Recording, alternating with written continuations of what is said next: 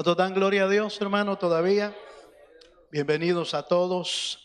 Como en el cielo es la serie que vamos a arrancar hoy. Y nuestro mayor deseo es que parte de esa petición que se hace en esa oración que el Señor dio a conocer a los discípulos y se las enseñó porque la Biblia dice que los discípulos le dijeron al Señor: Señor, enséñanos a orar como Juan les enseñó a sus discípulos. Señor, enséñanos tú a nosotros también. Y Él les refirió estas palabras. Quiero llevarlo a un pasaje de la Escritura en Lucas capítulo 11 versículo 2, donde aparece esa oración tan especial, una oración modelo, no para que la repitamos una y otra vez tal y como está, sino una oración modelo de cómo debería de ser nuestra oración. Dice Lucas capítulo 11 versículo 2: y les dijo: cuando oréis, decid: Padre nuestro que estás en los cielos, santificado sea tu nombre. Venga tu reino, hágase tu voluntad como en el cielo, así también en la tierra. ¿Cuántos dicen amén? Esa frase de venga tu reino, para muchos quizás ha quedado en el olvido. Para muchos quizás sea una expresión nada más de oración. Sin embargo, para aquellos a los que hemos caminado en el reino de Dios, en el evangelio, y ese evangelio se va haciendo cada día más patente, más real en nuestra vida. Entonces el Señor empieza a hacer como llamados más grandes, llamados más elevados. Y la petición de venga tu reino, cuando estaba estudiando esta porción, vino a mi mente y a mi corazón el deseo de Dios de que los creyentes, a medida que vamos avanzando en el evangelio, vayamos teniendo más compromiso con Dios. Y a medida que vamos comprometiéndonos más con Él, la palabra, la escritura, el cielo se va abriendo para nuestra vida. Yo diría que la solicitud de venga tu reino es para gente grande. Aleluya. Es para gente que quiere entrar en una relación más profunda con Dios. Y yo creo que esta serie va a permitir que los que queramos una relación más profunda con Dios podamos entender a qué se refería Dios cuando le dijo a los discípulos: cuando ustedes oren, oren de esta manera. Oren pidiendo que venga el reino, pidiendo que se haga tu voluntad, así como en el cielo, Señor, así hágase tu voluntad aquí en la tierra. Entonces yo creo que esta petición y esta oración para muchos puede pasar de largo, pero la petición de venga tu reino es para gente que quiere tener una mejor relación con Dios, una relación más profunda. ¿Cuántos me están entendiendo? Una relación de más compromiso con el Señor, porque el reino de Dios es un reino de compromiso, un reino que no se puede tomar a la ligera. Y por eso esta serie, antes de pedir así con toda claridad: Señor, venga a tu reino, de plano: Señor, enséñanos qué es tu reino. Aleluya. Porque ¿cómo pedimos lo que no conocemos? ¿Cómo le decimos: Señor, venga a tu reino, si no sabemos a qué nos referimos? Entonces vamos a hablar hoy acerca del reino de Dios, del reino espiritual. ¿Cómo se mueve el reino? Acompáñenme por favor un poquito más a la escritura. Y Mateo capítulo 5, versículo 3, me va a servir para introducirme en el corazón que deben de tener los que quieren conocer el reino de Dios a su amplitud. No solo haber oído del reino. Hay mucha gente que ha oído del reino. Hay mucha gente que ha recibido el mensaje del reino, pero no profundizan en ese reino. Bienaventurados los pobres en espíritu, dice Mateo capítulo 5, versículo 3. Bienaventurados los pobres en espíritu, porque de ellos es, ¿el qué, hermano? El reino de los cielos. Eso quiere decir que para entender, para vivir, para entrar, para caminar en el reino de Dios, se necesita pobreza de espíritu. Y no estoy hablando de pobreza de dinero, no estoy hablando de pobreza en la economía, tampoco me estoy refiriendo a sentirse pobre como complejo. Aleluya. Porque habrá gente que en algún momento se puede sentir como acomplejada y entonces decir como soy pobre. Aleluya. Es que como yo soy pobre, todos me miran mal. Como yo soy pobre. No estoy hablando de eso. Estoy hablando de entender que solo un corazón necesitado puede ser lleno de la gracia de Dios. Que solo un corazón que está dispuesto a reconocer su bajeza, a reconocer su condición, su estado, puede abrirle el corazón a Dios como diciéndole: Señor, soy necesitado de ti. Como aquel ciego Bartimeo, hermano, que cuando supo que Jesús iba a pasar, hermano, no limitó sus acciones. No tuvo problema para gritar atrás del Señor diciendo: Jesús, Hijo de David, ten misericordia de mí. Como reconociendo, no le importó que todos oyeran que era necesitado. No le importó. No le importó que toda la gente lo viera, hermano. De hecho, pues, mire, alguien dijo que corazón que no ve, así es, ¿va? Ojos que no ven es la cosa. Ojos que no ven, corazón que no siente, ¿va? Y como el ciego no miraba, entonces, plano, el corazón no sentía, ¿va? No sentía. No le importaban las miradas de nadie. No le importaba. De hecho, la Biblia dice que muchos se acercaron para decirle: cállate, cállate, no grites tanto. No te va a oír, no te va a atender, está muy ocupado. Pero él seguía gritando. A él no lo podían parar. Seguía gritando de lejos: Jesús, Hijo de David, ten misericordia de mí. Para entender el reino de Dios se necesita un corazón que reconoce su condición. Por eso Jesús dice: bienaventurados los pobres en espíritu, porque de tales es el reino de los cielos. Déjenme hacerle darle un consejo hoy, y que usted y yo podamos levantar nuestra mano. ¿Quiere levantar su mano conmigo? ¿Se anima a mirar al cielo y decirle al Señor: Señor, ten misericordia de mí? Enséñame acerca de tu reino, Señor. Que tu reino venga a mi corazón, en el nombre de Jesús. Amén y amén. Ahora bien, quiero mostrarle también que el reino de Dios tiene grandes beneficios y grandes bendiciones.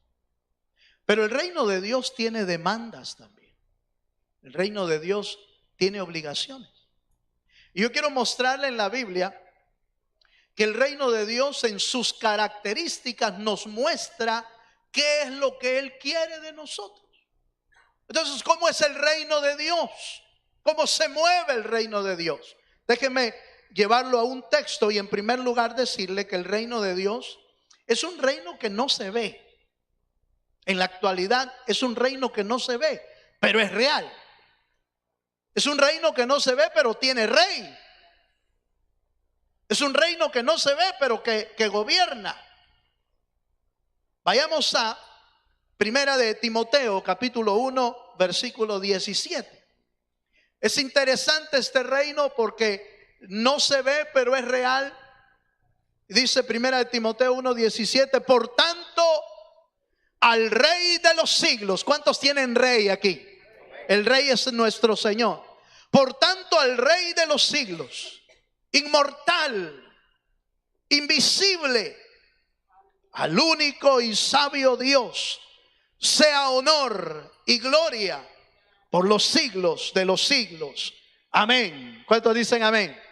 Este reino de Dios es tan real, pero tan invisible, que no se puede ver sino con los ojos de la fe. Se puede ver solamente con el corazón, creyendo en el Señor. Pero es tan importante que usted y yo lo podamos comprender, porque si no nos va a pasar lo que a la multitud de gente le pasa en su diario vivir. Solo respeta, solo se sujeta, solo se pone bajo las órdenes de aquel que puede ver. Pero cuando no está, entonces hace uno lo que quiere, hace uno como le conviene. Pero eso lo hace toda la gente. En los trabajos, si el jefe no está, aleluya, cuando el jefe no está, todos hacen fiesta. Cuando el jefe no está, todos pierden el tiempo. Eso es en lo de afuera, en lo secular. Cuando el jefe no está, no avanza el trabajo. Es como me pagan por hora. Aleluya. Como estoy por hora, entonces cálmate vos, cálmate, tranquilo, despacio. Hagamos tiempo. Es que no está el jefe. Porque si estuviera el jefe, entonces uno corre y algo más, jefe, algo, jefecito, un cafecito. Se pone uno hasta bien diligente, bien atento. ¿Por qué? Porque está el jefe. Los seres humanos padecemos de ese problema. Los seres humanos padecemos de ese error. Cuando no está al que nos sujetamos, entonces hacemos lo que nosotros queremos. Por eso este reino invisible solo se pueden sujetar los que quieren un compromiso mayor. Aquellos que entienden que aunque nuestro Dios no se ve, Él es real. Él está sentado en su trono. Él gobierna sobre todos los reinos, sobre todo el universo. Su reino es para siempre, es eterno y es real. ¿Cuántos dan gloria a Dios? Pero ¿cómo es eso, hermano? ¿Cómo me sujeto al que no puedo ver? Bueno, se puede. Han habido cientos de ejemplos, pero déjenme darle uno que con claridad dice que se sujetó al invisible: Moisés. Acompáñenme por favor a Hebreos capítulo 11, versículo 27. Si usted quiere este reino de Dios, va a tener que aprender a vivir en un reino en el que no se ve, pero que requiere nuestra obediencia, nuestra diligencia, nuestra sujeción a ese reino. Dice Hebreos capítulo 11, verso 27, dice: por la fe dejó a Egipto, no temiendo la ira del rey, porque se sostuvo, oiga esto, hermano, porque se sostuvo como viendo ¿a quién? Al invisible. ¿Se puede ver al invisible? Aleluya. Es un poquito paradójico, pero ¿se puede ver al invisible solo por la fe? Sabiendo que Él está ahí, Él prometió que iba a estar con nosotros todos los días de nuestra vida hasta el fin del mundo. Donde tú vas, Dios va. Aleluya. Donde tú llegas, Él ya está ahí. Porque Él prometió que iba a estar con nosotros. Entonces en este reino se requiere fe. Oiga esto. Se requiere fe para saber que en todos los aspectos de nuestra vida Dios tiene que ver con nosotros. En las decisiones que tomamos, en las actitudes que tomamos, Dios tiene que ver. Por eso la Escritura nos enseña, hermano, que no contristemos al Espíritu, como dándonos a entender que muchas de nuestras acciones entristecen al Espíritu del Señor. Y el entristecerlo al Señor, se corre el riesgo de que se apague el Espíritu en nosotros. Porque es invisible, no lo vemos. Yo creo que el domingo pasado mencioné los errores más comunes que los seres humanos cometemos. Y dije entre ellos, dije que a veces uno juega con la gracia de Dios. Como jugó Sansón con la gracia del Señor. Y pensó que podía estar pecando y podía estar pecando y que la fuerza de Dios siempre iba a estar ahí con él. Y entonces cuando venían los filisteos una y otra vez a donde estaba Sansón, dijo en la última ocasión, dijo, así como la otra vez, aleluya, así como me escapé la otra vez, así voy a salir hoy otra vez. Voy a salir libre. Es que Dios es un Dios de misericordia, sí, Dios es un Dios de misericordia. Pero es un Dios que cuando dice hasta aquí, también es hasta aquí. Mirad pues la bondad de Dios y la severidad de Dios. Jugó Sansón con la gracia del Señor y dice la Biblia que cuando en esa última oportunidad los filisteos llegaron y él no sabía, porque es invisible el reino. Es invisible el rey. Y él no sabía que Jehová se había apartado de él, porque es invisible. El ser invisible lo hace mucho más complejo nuestra sujeción. El ser invisible lo hace más difícil en realidad. Sin embargo, Dios nos llama a que nosotros le digamos al Señor, Señor, venga a tu reino. Pero debe de saber que es un reino invisible. Es un reino que solo se va a poder sujetar a través de la fe, de la cercanía que tengamos con el Señor. Moisés se sostuvo, diga conmigo, se sostuvo como viendo al invisible.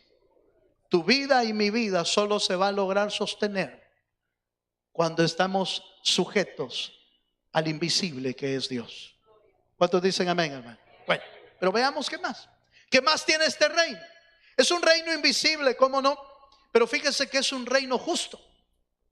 Es un reino de justicia. Y este es otro elemento importante que debemos considerar. Porque cuando le decimos, Señor, Señor, venga a tu reino, le estamos diciendo, Señor, venga a tu justicia a nuestra vida. Nosotros queremos vivir en tu justicia. Eso es lo que le estamos diciendo al Señor. Dice la Escritura en Mateo capítulo 6, versículo 33. Es un texto famoso, un texto que cientos, miles de cristianos lo conocen, lo recitan, lo confiesan en cada momento, pero muy pocos reparan en la primera frase del verso. Y dice la Escritura, Mateo 6:33, mas buscad primeramente el reino de Dios. ¿Cuántos quieren el reino de Dios? Y dice, y su justicia. Y todas estas cosas os serán añadidas. La mayoría de creyentes nos concentramos en la última parte del verso. Las añadiduras van a venir cuando busquemos a Dios. Las añadiduras van a venir y yo quiero las añadiduras, yo quiero las bendiciones, pero muy pocos reparan en que se contempla la búsqueda del reino y la búsqueda de la justicia que implica ese reino. Buscar esa justicia implica que nuestro corazón debe de buscar la justicia de Dios a tal grado que nuestra vida se convierta en un hombre o una mujer justo delante de Dios. Hemos dicho en algunas ocasiones que la justicia de Dios nos alcanzó por la muerte de Jesucristo.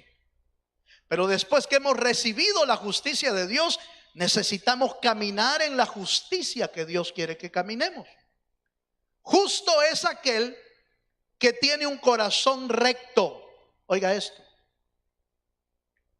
Respecto a las cosas celestiales y terrenales. Es decir, ¿se acuerda que la Biblia dice que así como en el cielo? ¿Cómo será la justicia allá arriba, hermano? ¿Cómo será la justicia allá arriba?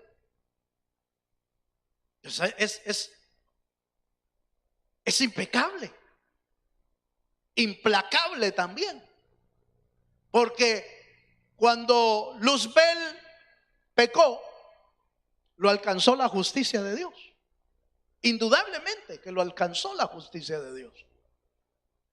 Porque solo estaba diciendo en su corazón: subiré al cielo, subiré hasta donde está el trono de Dios y me sentaré en ese trono. Pensando en eso estaba cuando la justicia de Dios lo alcanzó y lo derribaron de allá arriba. Como que en la justicia de Dios el Señor juzga, por supuesto, juzga con misericordia, juzga con amor. Sin embargo, como que no le dejan pasar a uno mucho. Por eso es que mucha gente no pide el reino, porque dice: no, Señor, yo mejor así de lejitos. Pero Dios quiere llevarnos a otro nivel espiritual. Un nivel donde el reino de Dios sea real en nuestra vida. Un nivel donde el Rey esté sentado en nuestro corazón, hermano. Porque mire, si esta mañana usted y yo examináramos quién está sentado en el corazón, ¿quién será? ¿Será realmente Dios el que está sentado? ¿O todavía estamos sentados nosotros?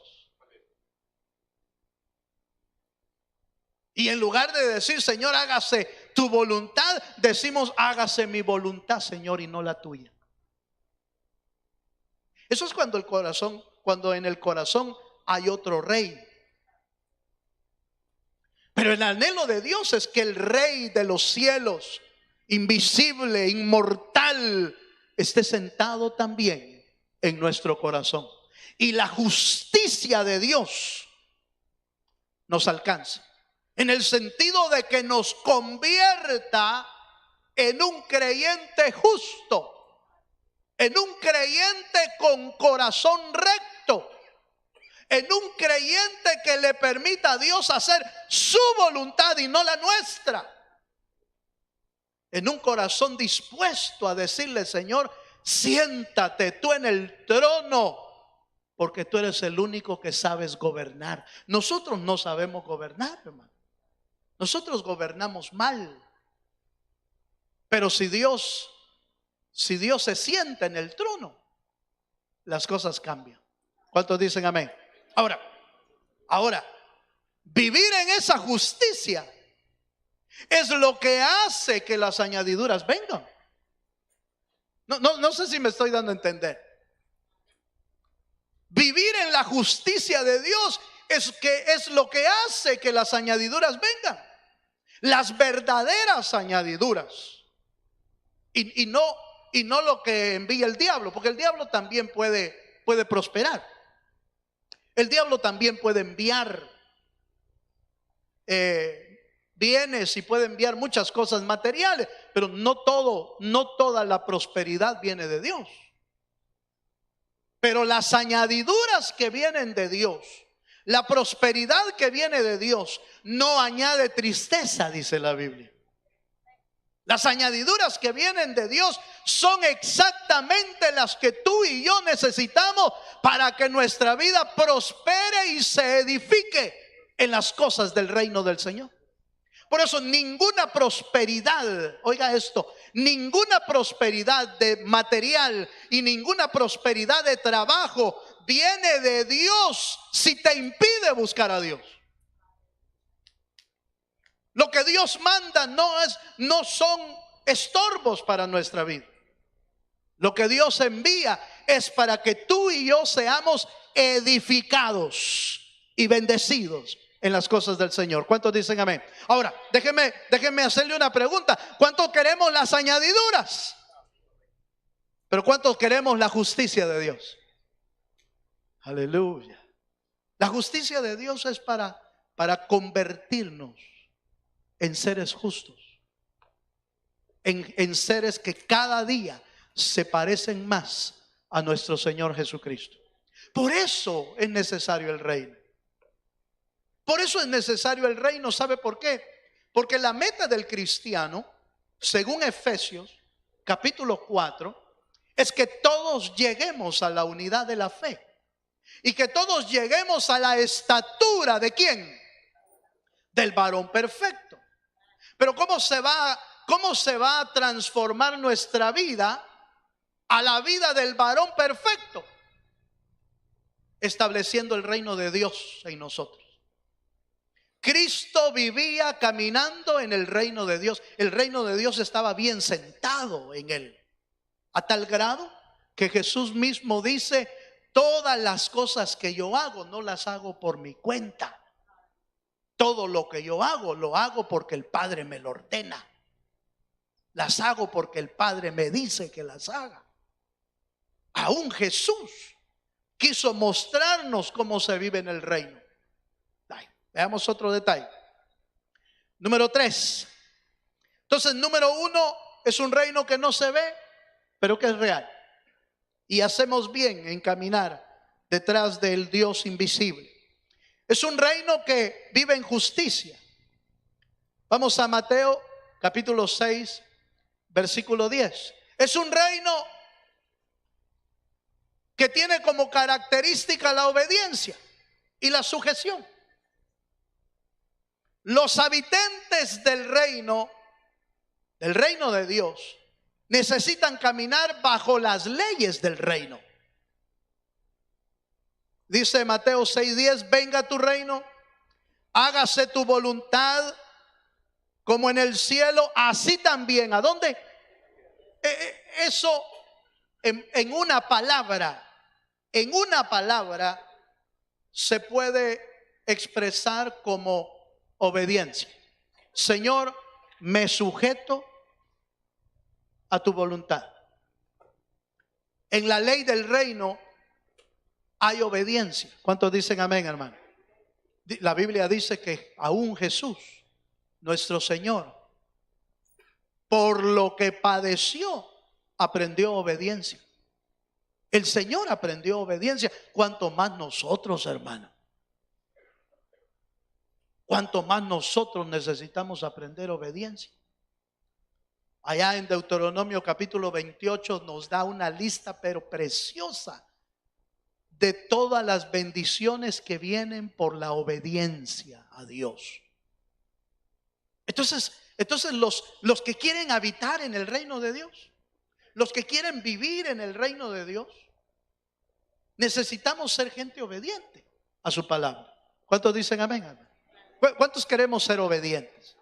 Ahora, pero fíjese que esta obediencia no es una obediencia parcial. Dios quiere una obediencia completa al Señor. En la actualidad quizás sea parcial debido a nuestra falta de capacidad de obedecer todo lo que Dios quiere. Pero que no sea nuestra falta de obediencia por rebeldía.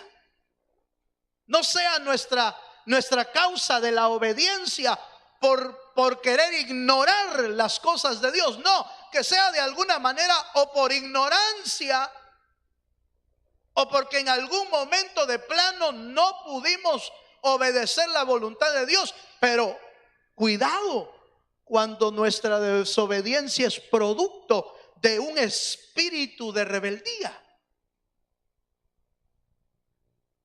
La Biblia dice que los hombres dejaron de obedecer a Dios por un espíritu de rebeldía en ellos. Cuidado, hermano, que nuestra actitud no sea desobedecer a Dios porque nos rebelamos en contra de la ley de Dios. Es que yo no quiero obedecer, no me da la gana. Uy, cuidado con eso. Porque eso ya rayaría en el espíritu del enemigo que habita en los hijos de desobediencia, dice la Biblia. Y eso ya es peligroso. Ay, mire pues, la obediencia es una característica en el reino de Dios. No es una obediencia si quieres, no, es una obediencia porque Dios quiere que seamos obedientes. Debemos de saber que la obediencia nos va a producir bendiciones, que la obediencia va a traer bendiciones a nuestra vida. Eso debemos de saberlo. La Biblia relata una historia, una parábola de dos hijos, ¿se recuerda? A la que el Señor llamó a los dos hijos y les dijo que fueran a trabajar en el campo. El primero le dijo: sí señor, ya voy. Pero no fue. El segundo le dijo: Señor, no quiero, no voy. Pero dice, y luego se arrepintió. Y entonces fue. Fíjese, hermano, que a veces nuestra obediencia es algo así. Pero bienaventurados aquellos a los que todavía, aunque se pongan así medio raros, al final se arrepientan y dicen: no, hombre, ¿yo qué estoy haciendo? No, mejor voy. Señor, perdóname, mira, perdóname, estaba en mal momento. Estaba pensando en otra cosa. Señor, perdóname, mira, no, ahorita voy. Pero aquel que dijo: no, si ahorita, eso es puro cuento, hermano. Hay gente que es puro cuento. Aleluya. Ahorita comienzo, ahorita trabajo, ahorita me apunto, ahorita voy al ayuno, ahorita voy a la vigilia. Y nunca aparecen. Estoy hablando de otra iglesia donde yo voy. Como visito otras iglesias, van las iglesias de la misión. Pero Dios quiere, la obediencia que Dios requiere no es aquella en realidad en que quizás en todo dijimos sí, sino aún en aquellas en las que dijimos no, pero que el Espíritu del Señor y su reino está gobernando en nuestra vida de tal manera que cuando te niegas a hacer la voluntad de Dios, el mismo Espíritu te contrista, el mismo Espíritu te compunge, el mismo Espíritu te exhorta. Y ese Espíritu de Dios que está dentro de nosotros te hace volver al camino. Es porque el reino de Dios está trabajando en tu vida. Es porque el reino de Dios está trabajando en tu interior. Por eso es tan importante el reino de Dios. Porque si el reino de Dios no viene, entonces la obediencia también, la perfección de la obediencia tampoco va a venir a nuestra vida. Vamos a seguir siempre iguales, hermano, por favor. Yo no sé cuántos años tenga usted del evangelio, pero ya no puede seguir uno igual.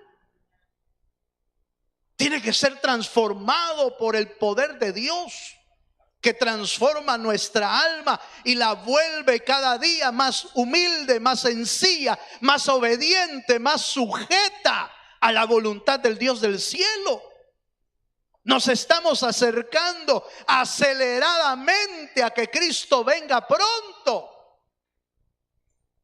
Y los que están siendo formados por Dios son los que van a volar. los que están preparados. Como bien dice la Escritura, las bodas del Cordero llegaron y su esposa se ha preparado. ¿Cuántos quieren estar preparados para cuando el Señor venga? Por eso es que el reino de Dios es necesario. Por eso es que el reino de Dios establecido en nuestro corazón es necesario. Para que ya no vivamos una vida de desobediencia, sino una vida de obediencia y sujeción al Dios de los cielos. Número 4, seguimos avanzando. O leemos un texto más, perdón. Salmo capítulo 40, verso 8. La obediencia consiste en hacer la voluntad de Dios. En eso consiste la obediencia. Salmo 48, el salmista David dice: el hacer tu voluntad, Dios mío, me ha agradado. Y tu ley, oiga, y tu ley está en medio de mi corazón. Aquí hay dos cosas importantísimas. Hacer la voluntad de Dios debería de ser nuestra alegría. Cada vez que usted y yo hacemos la voluntad de Dios, debe de traer, y trae regocijo, trae, hermano, trae bendición a nuestra vida cuando hacemos la voluntad de Dios. Y cada vez que hacemos la voluntad de Dios, mire, hermano, la ley del Señor se está escribiendo mayor, más profundo en nuestra vida. Note que el pasaje dice: tu ley está en medio de mi corazón. Los habitantes del reino de Dios se sujetan a la ley de Dios. Y se sujetan a la ley de Dios no por obligación, sino porque está escrita en sus corazones. Fíjese, por eso en el nuevo pacto, la Biblia dice en Hebreos que en el nuevo pacto la ley de Jehová será escrita en las mentes y en los corazones.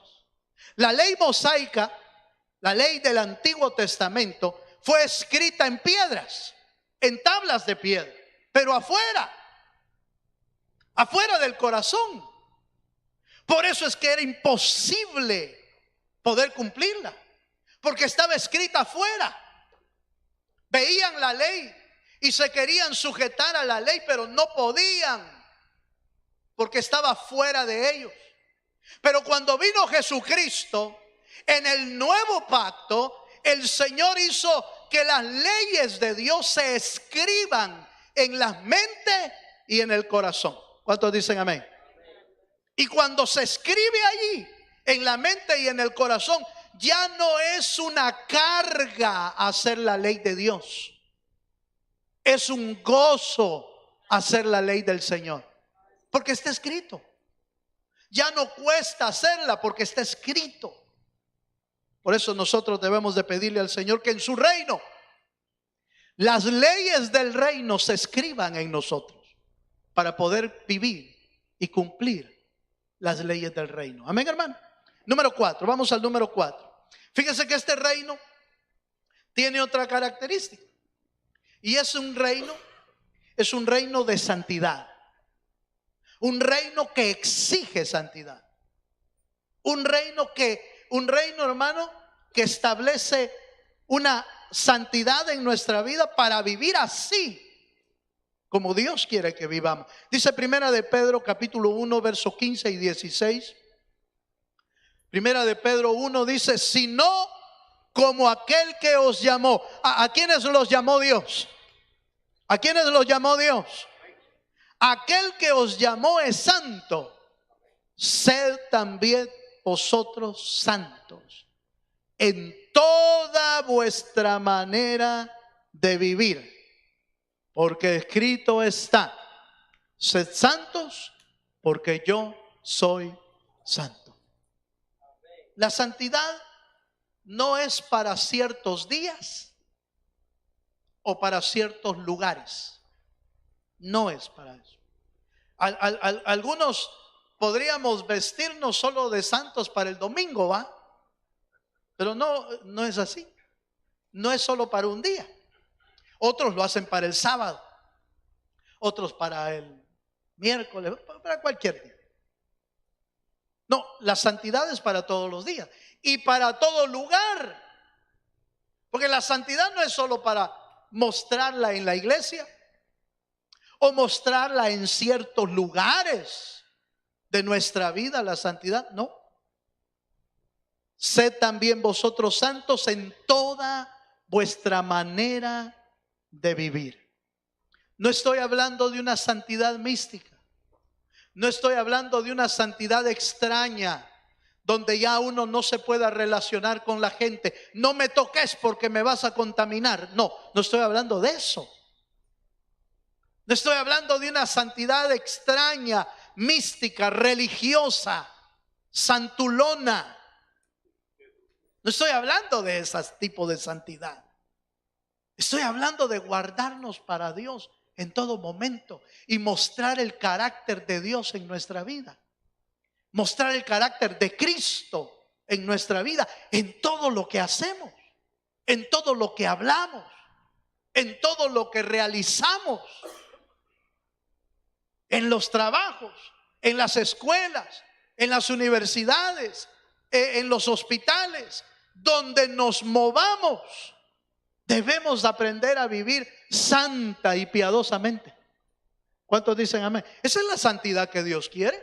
Uy, hermano, muy elevada, eso parece imposible. Dios no pide nada que no sea posible. Dios no nos está pidiendo santidad como riéndose de nosotros y diciendo, estos de todo modo ni lo van a alcanzar. Dios no está haciendo eso.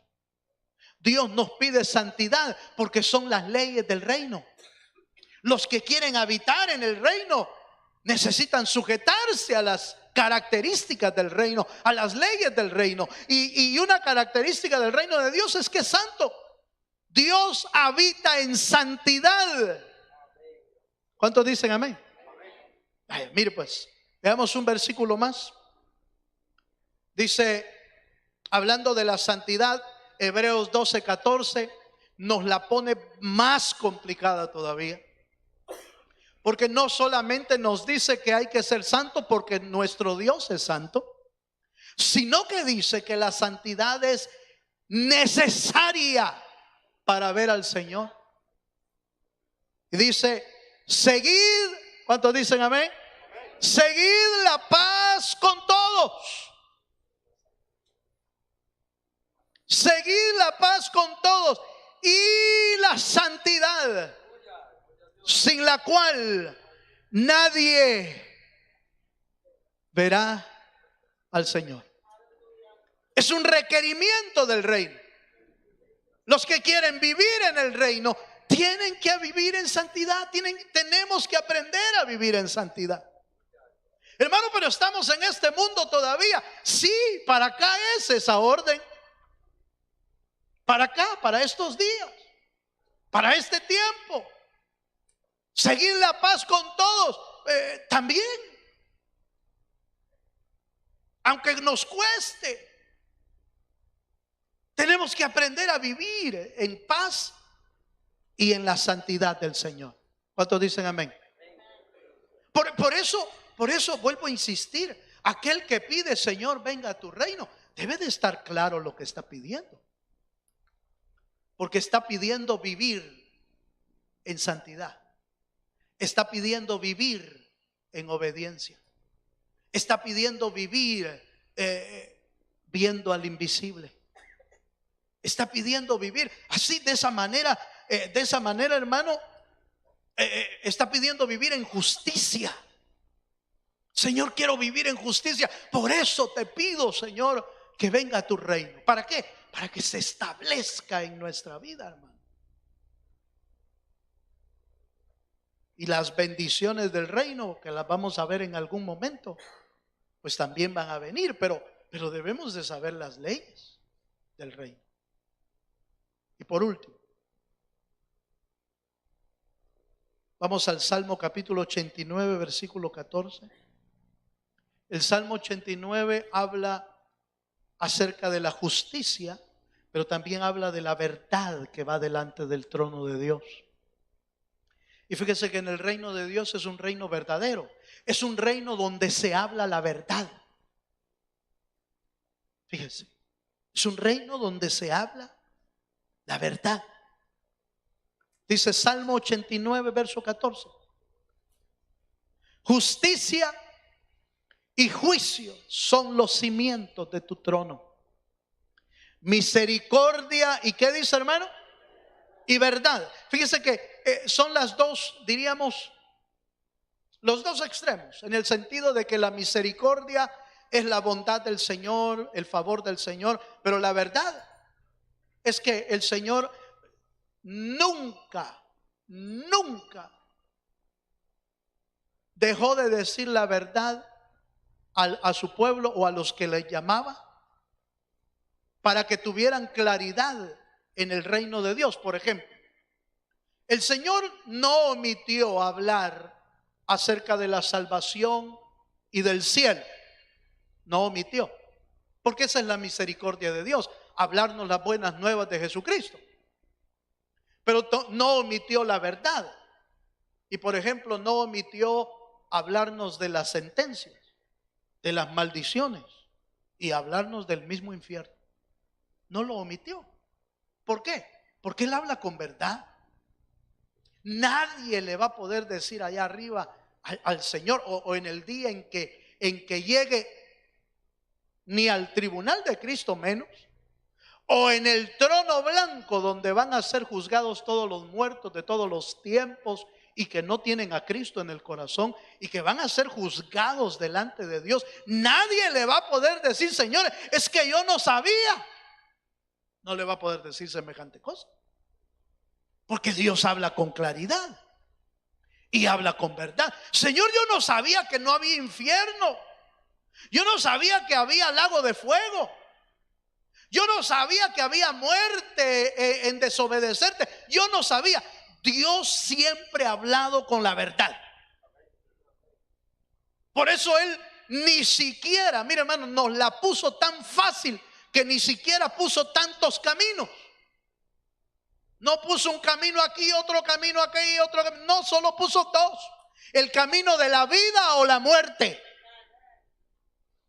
El camino del cielo o el infierno.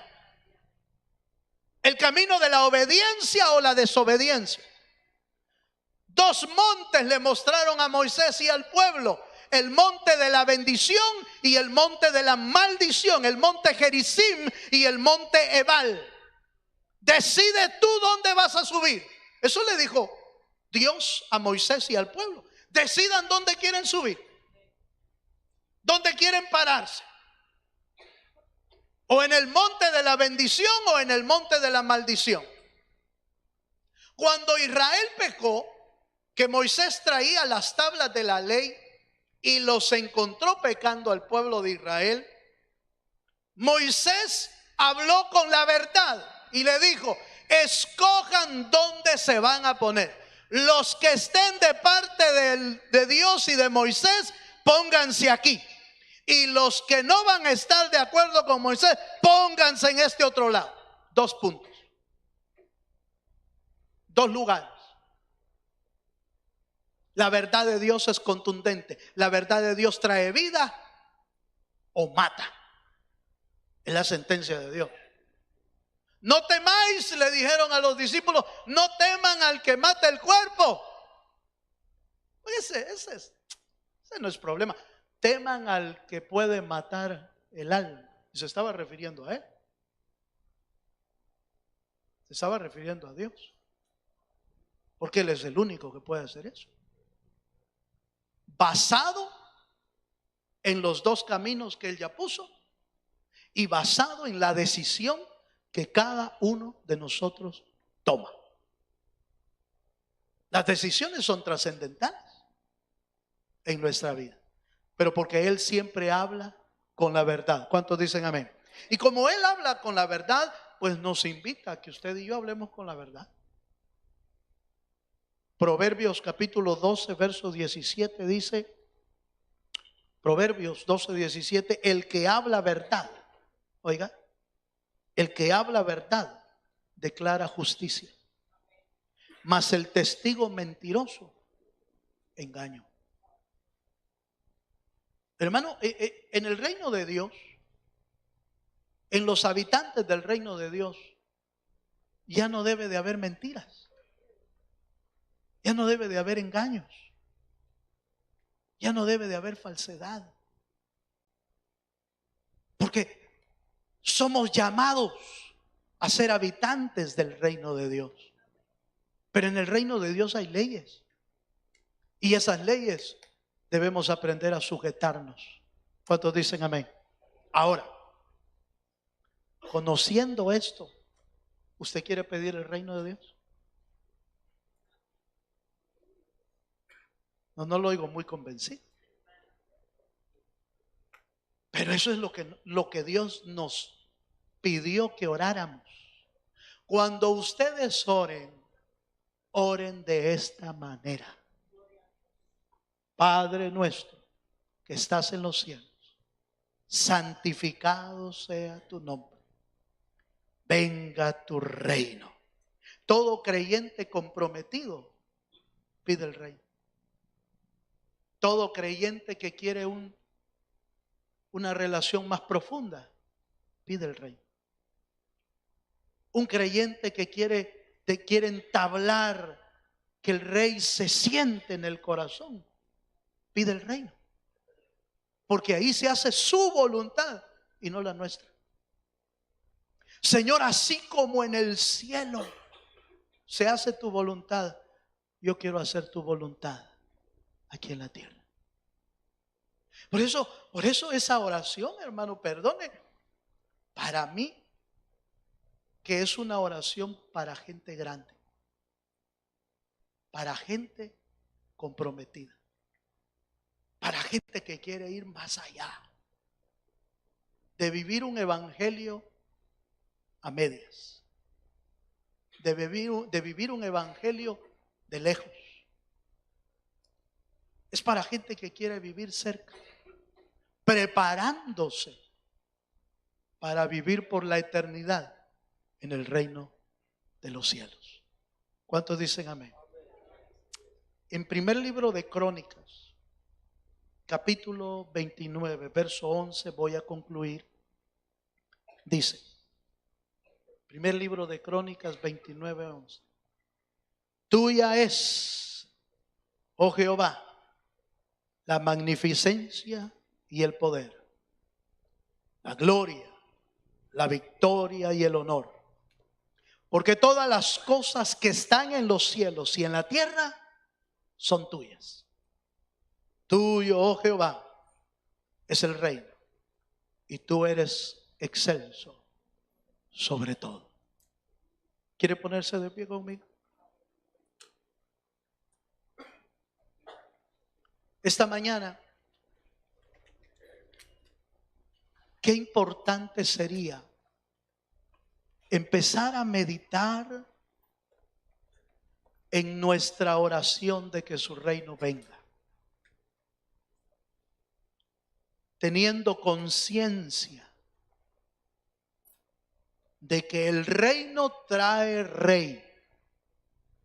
Oiga esto, el reino trae rey, y el rey se quiere sentar en nuestro corazón. Cierre sus ojos un momento. Cierra tus ojos un momento. ¿Quieres empezar a levantar tu mano al cielo? Levanta tus manos al Señor y dile: Señor, ¿te animarías a decirle: Señor, tú eres mi rey?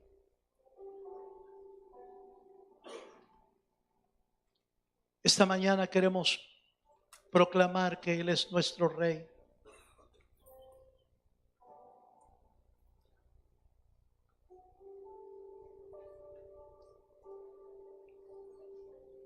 No solamente pensarlo,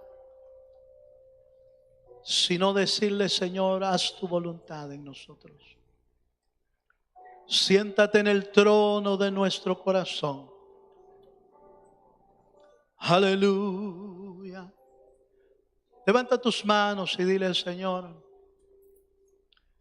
Cristo, te exalto, te proclamo mi Rey, y al estar tú aquí, Señor, me entrego en adoración. Ven y toma el trono.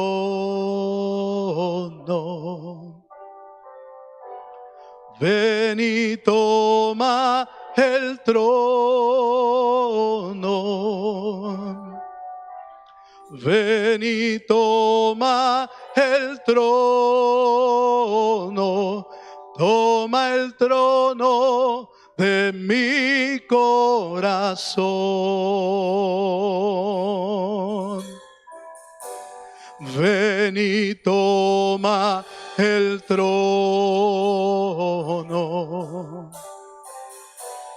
Ven y toma el trono. Ven y toma el trono. Toma el trono de mi corazón. Dígale conmigo al Señor: Cristo, te exalto, te proclamo mi Rey, y al estar tú aquí, Señor, me entrego en adoración. Ven y toma el trono. Ven y toma el trono. Ven y toma el trono.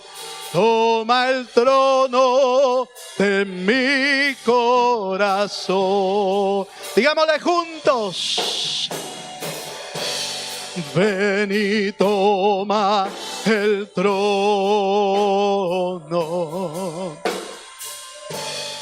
Ven y toma el trono. Ven y toma el trono. Toma el trono de mi corazón. Una vez más le decimos al Señor: y ven y toma el trono.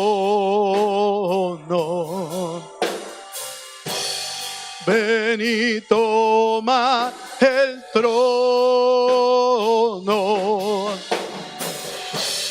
Ven y toma el trono.